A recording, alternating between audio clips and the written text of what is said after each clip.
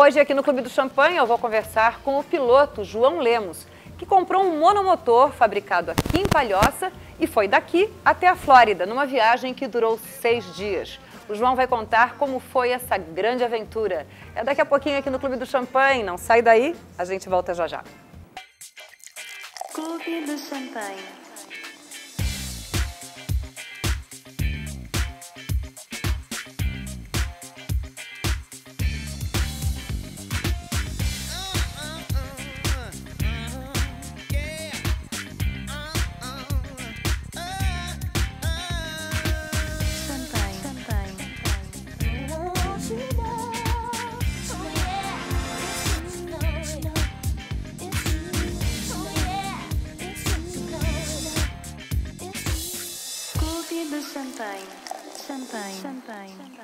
Pois é, o nosso bate-papo é com o João, que fez uma grande aventura, gente. Ele saiu de Florianópolis e foi até a Flórida, nos Estados Unidos, num monomotor, um aviãozinho de 2 lugares, e demorou 6 dias para chegar lá. Foi isso, 6 dias só de ida na viagem. Só de ida, só de ida. Depois de mais quantos dias? Mais 6 de volta? 5 dias de volta. A volta foi mais rápida porque o tempo estava melhor? Exatamente. Na realidade, assim, o plano já era 5 dias. Né? A gente foi com um tempo de sobra, nós tínhamos uma feira lá que a gente tinha que expor os aviões. Né? Mas o plano era 5 dias de viagem, mas a gente foi com alguns dias, né, de folga aí para que se tivesse tempo ruim na viagem, alguma coisa, a gente pudesse parar, e foi o que aconteceu na ida. Né? A gente tinha tempo ruim na frente e a gente resolveu ficar um dia parado, esperando o tempo melhorar, para depois sair. Pois é, então na ida foram 6 dias em função disso. Mas assim, vocês tiveram que parar para dormir. Como é que foi o roteiro de vocês de ida? A gente já tinha alguns pontos planejados, a viagem foi bem planejada, a gente teve bastante tempo para planejar. Quanto tempo antes planejada? Olha, essa viagem, no meu caso, é um sonho muito antigo. Eu sempre brinquei de pegar um mapa e ir olhando os pontos que eu podia, onde é que eu podia parar, olhando a autonomia do avião, quanto a distância que eu podia fazer, Mas você é piloto enfim. há quanto tempo, João? Eu sou piloto há uns 22 anos, mais ou menos. Tirou brevet há 20 e poucos anos. Isso. Né? E nessa viagem a gente tinha uma programação, já um planejamento, né? E a gente definiu alguns pontos aqui, que a gente saía de Florianópolis, iríamos a Três Lagoas, no Mato Grosso do Sul, depois Sinop, que fica no Mato Grosso, Itaituba, que fica no sul do Pará, já no meio da Amazônia, Boa Vista, em Roraima, seria o último pouso no Brasil, depois aí já o Caribe, Granada, paramos em San Martín, que fica no meio do Caribe, Providenciales, um pouquinho ao sul das Bahamas, e depois a Flórida. Isso deu quantas paradas? 6? Foram, acho que 9 paradas. 9 ao total, contando já o pouso na Flórida. Tá, João, mas isso assim é tudo programado. Agora vamos supor que a gente é quem, aliás? Você fala a gente, é você e tinha mais um? Na realidade eu fui com o Joselito, que é o proprietário da fábrica de aviões aqui em Palhoça, foi a pessoa que qual você comprou. Exatamente, foi o projetista, quem projetou o avião. Muito mais seguro e com o cara que projetou. Com certeza, com certeza. Bem melhor, né? Com certeza. Era uma segurança para mim, apesar do Joselito não ser piloto, mas ele é um cara que conhece o avião, né, muito bem. E você deve pilotar bem, porque o cara não ia confiar de ir com você se você não fosse bom. Mas nós fomos em 2 aviões, né? E o outro era o proprietário, é irmão do Joselito, né? Ele saiu de Porto Alegre. Não saíram juntos, não foram assim meio que pertinho um do outro? Na ida, o irmão do Joselito, o Enio, saiu um dia antes. Eu tinha um compromisso um dia depois que eu não podia sair. Então ele sempre estava na ida um dia adiantado. Na volta a gente voltou junto. Né? Junto como? Assim, um avião seguindo o outro? Exatamente basicamente, assim, a gente decolava 10 minutos depois, decolava o outro. Isso e a dá gente... mais segurança, não dá não? De ter um aviãozinho ali atrás ou não? Não necessariamente, mas talvez seja... Às vezes a gente ficava conversando, um com o outro pelo rádio, né, o da frente às vezes passando alguma informação de como é que estava o tempo na frente, né, a gente ficava às vezes escutando o avião da frente falar com o controle, então, vamos dizer, o que estava atrás já sabia o que o controle ia pedir, as informações, enfim, já acabava facilitando de uma certa maneira. Tá, pois é, mas eu ia te perguntar uma outra coisa e a gente acabou falando Desviando. disso. Acabei desviando a rota. É. Mas então, aí você me disse que fez essas paradas todas. Agora, uma curiosidade, esse avião tem banheiro? Não tem banheiro. Não. Não tem banheiro. Então vamos supor que vocês estão lá em cima e ainda falta 1 hora para chegar numa das paradas e alguém ali dentro quer fazer pipi. Como é que faz? É complicado. A gente, na verdade, leva uma garrafinha dentro do avião que a gente espera não usar e nós não precisamos usar na viagem porque é uma operação complicada, porque não tem como se mexer muito lá dentro do avião, né? Mas a gente já planejando isso, a gente antes, 1 hora antes, 2 horas antes do voo, já não bebia líquidos e tal, para evitar que tivesse algum problema. Agora, sim, não tem acostamento, né? Então, se rolar o número 2, não tem jeito. Aí não sim, tem amigos, vamos pousar. Exatamente. Então, já aconteceu comigo uma outra oportunidade, não nessa, de eu já ter que parar para uma pessoa que estava do meu lado, né, ter que ir no banheiro, né? Então, aí claro, a viagem fica toda comprometida, tem que pousar no outro aeroporto. Mas assim, uma viagem internacional você não tinha feito ainda, isso aí foi aqui no Brasil? Isso foi no Brasil, foi no Brasil. Internacional e tão longa assim, você já tinha feito? Não, eu nunca tinha feito uma viagem tão longa, eu já viajei pelo Brasil aqui bastante e tal, mas essa realmente foi a maior viagem que eu já fiz de longe, assim. Que era um sonho teu? Não tem comparação. Era um sonho que foi realizado. Ô João, e você é casado? A tua mulher voa com você ou não? Ela já voou, mas não é uma coisa que ela acho desistiu que aprecia. Por quê? Ela já voou, não voa mais? Teve algum problema? Eu acho que ela voou porque ela é minha esposa e eu acho que ela se sentiu na obrigação de... Ela fez um sacrifício, na Exatamente. real. Na realidade, ela é uma pessoa que...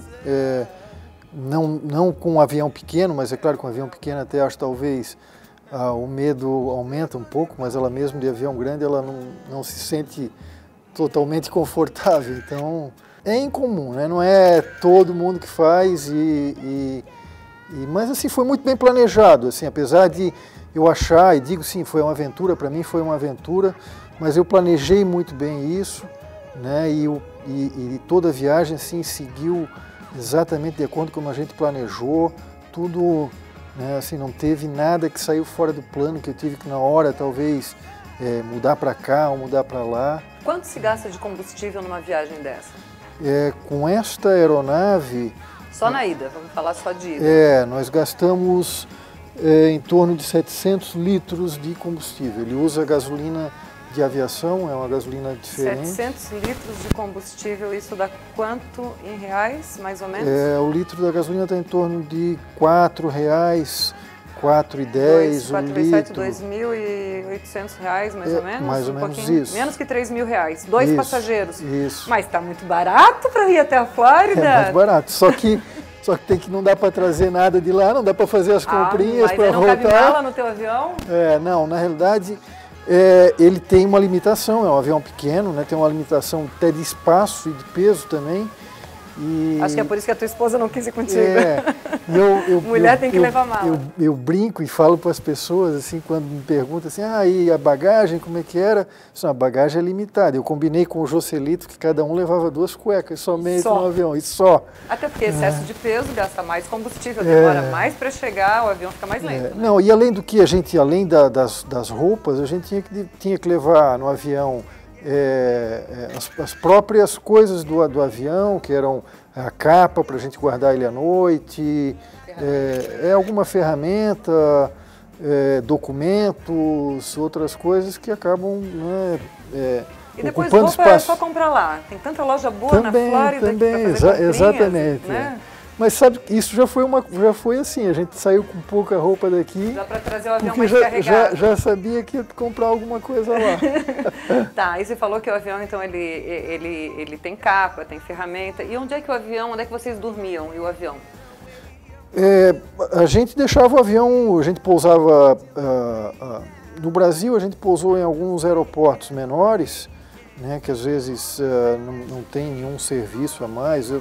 Você dormia dentro do avião? Não, nós sempre paramos em aeroportos internacionais, então a gente deixava o avião no aeroporto, né? Ali tem toda a infraestrutura para deixar o avião. Tem hotéis ali, né? E gente sempre próximo dos aeroportos tem hotel e tal, a gente era só pernoitar também.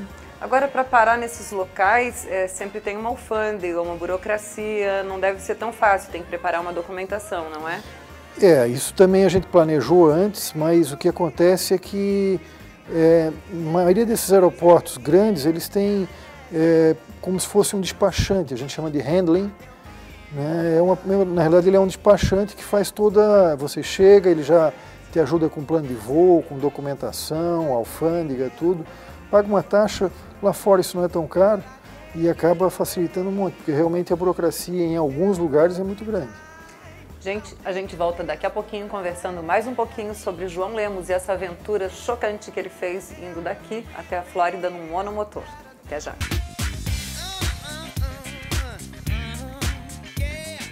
Nós estamos conversando com João Lemos, piloto que saiu de Florianópolis num monomotor fabricado aqui em Palhoça e foi até a Flórida. João, quanto é que custa esse avião do qual você fez essa viagem? O avião é seu, né? Você comprou o avião. Esse avião, ele é meu, né? Ele é fabricado aqui em Palhoça pela Vega Indústria Aeronáutica, uma empresa que já tem uns 5 anos. E, na verdade, eu já comprei ele há algum tempo, mas eu acredito que hoje um avião... Você comprou na planta o avião, é isso? Exatamente. Então eu tive na realidade, assim como eu entrei no começo do projeto, tive um preço diferenciado também. É que nem apartamento na planta, é mais barato quando você compra no início, né? Mas um preço de uma aeronave similar, e como a minha, com a mesma configuração, é em torno de 210 mil dólares. Você falou no bloco anterior que você gastou menos de 3 mil reais para fazer essa viagem. Só de ida, né? Foi isso, né? Foi. Eu falei 700 litros, que dá em torno de 2.800 reais, mais ou menos, de gasolina. Ele é um avião de alta performance, voa muito rápido. Quanto ele voa? Quantos quilômetros por hora? Ele voa em torno de 360 quilômetros por hora. E ele tem um motor, vamos dizer, ele consegue voar essa velocidade com um motor relativamente pequeno, de 180 HPs. Né, consome em torno de 33 litros de gasolina por hora. Ele é leve, ele pesa em torno de 500 quilos, mais ou menos, ele vazio. Né, e você carrega ele com mais uns 300 quilos de combustível e o peso dos ocupantes. Mas você não falou o preço dele, né? Hoje o preço desse avião está em torno de 210 mil dólares. 210 mil dólares. Vem com a capa? Vem com a capinha. Mas é interessante falar, Adriana, que um dos objetivos da viagem foi levar os aviões para uma feira que tem nos Estados Unidos. Não é a maior feira que tem nos Estados Unidos, mas é a segunda maior dos Estados Unidos. Né? E o objetivo era levar os aviões para expor na feira. E para vender também? Para vender, na realidade, assim, para mostrar para o mercado. Era a primeira vez que o avião estava saindo fora do Brasil, né, para mostrar para o maior mercado consumidor, né, desse tipo de aeronave no mundo, que é os Estados Unidos. Né, e foi muito bacana assim, sentir a receptividade do produto lá fora, todo mundo ficou fascinado. Mas o avião tem um design, ele tem alguma diferença, alguma coisa que difere ele dos outros com monomotores? Ele tem um design e o acabamento dele é muito primoroso. Assim, eu sou talvez suspeito para falar, sou proprietário de um, mas é difícil encontrar no mercado, mesmo no mercado americano, europeu, um avião que tenha o mesmo nível de acabamento que tem esse avião que é feito aqui. Né? Isso na feira ficou muito claro, as pessoas ficaram maravilhadas de ver um aviãozinho. E claro que chamou a atenção, porque todo mundo perguntava lá de onde é que era esse avião, é do Brasil, e perguntava como é que trouxeram os aviões para cá. Não, vieram voando os dois aviões.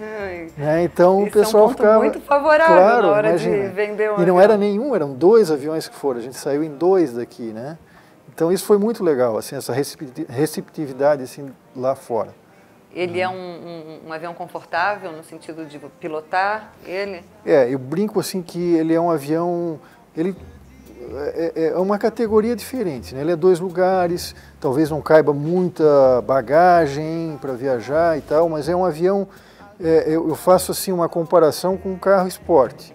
O carro esporte é aquele carrinho em 2 lugares, apertado, não é tão confortável, mais durinho e tal, mas quem gosta de pilotar um carro esporte é uma delícia.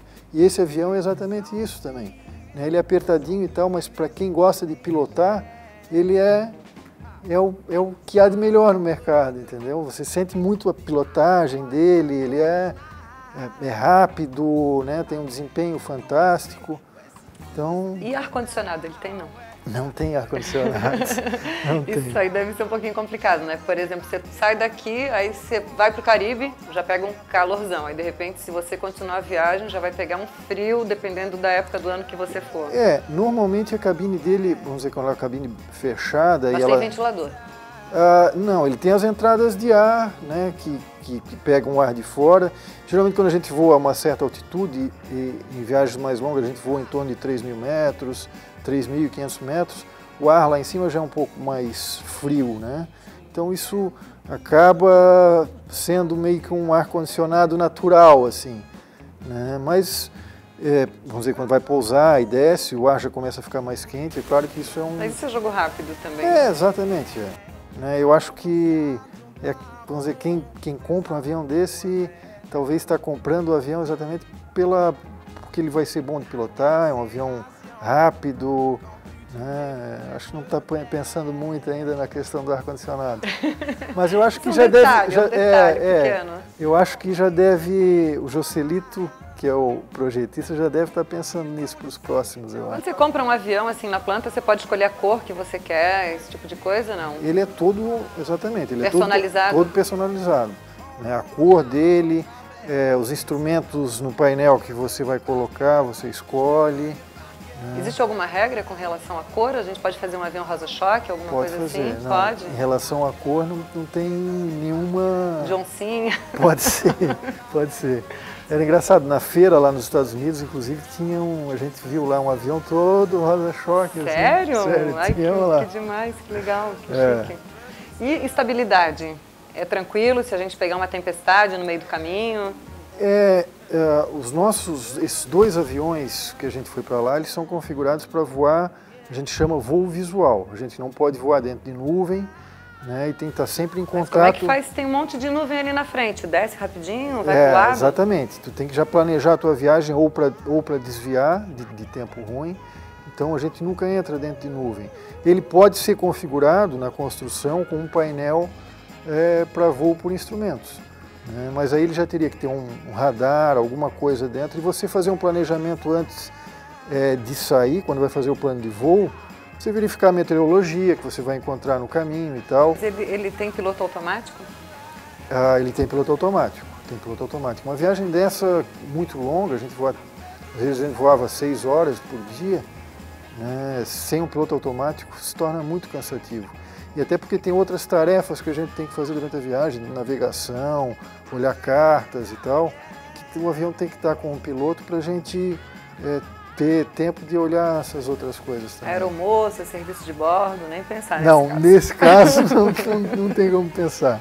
A gente levava uns lanchinhos, a gente brincava assim, vamos servir agora a barrinha de cereal. Ô João, você pretende fazer uma outra viagem? Já tem um projeto de uma próxima?